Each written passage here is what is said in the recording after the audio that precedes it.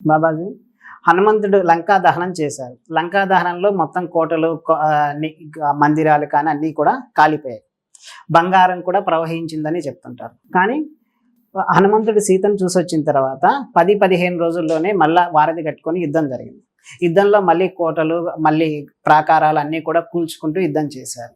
So ఈ 10 రోజుల్లోనే అంత కట్టగలిగారా? అంత టెక్నాలజీ ఉందా? హనుమంతుడు కూల్చింది రావణి రాజ్యములో ఒక్క భాగాన్నే కాల్చాడు. రావణ లంక మనం ఊహిస్తున్నట్ల, మనం అనుకుంటున్నట్ల ఏదో ఇన్ని కిలోమీటర్ల పరిధి అనేటట్లు కాదు. అది విశ్వశిల్పి నిర్మించి ఇచ్చినటువంటి, కుబేరుడికి ఇచ్చినటువంటి మహానగరం. బంగారంతో నిర్మించబడింది అని చెప్పబడింది. ఈ సీతమ్మ ఉన్న ఏరియాలోనే ఈయన ముందు కూర్చొని, ఆ ద్వార మండపం మీద కూర్చొని ఆహ్వానిస్తాడు. రాక్షసుని పుల్లబెట్టి లేపుతాడు హనుమంతుడు.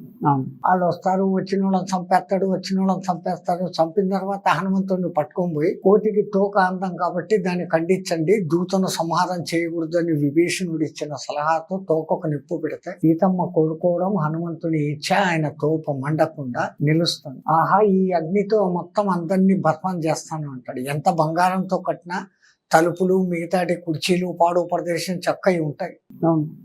అవి కాలినప్పుడు ఆ మంట వేడికి ఎక్కడో కొంచెం బంగారు కరిగిపోయి పారుతుంది. ఎన్నో భవనాలు ఆయన కాల్చాడు. కాల్చని లేని భవనాలు ఇంకా ఎన్నో ఉన్నాయి.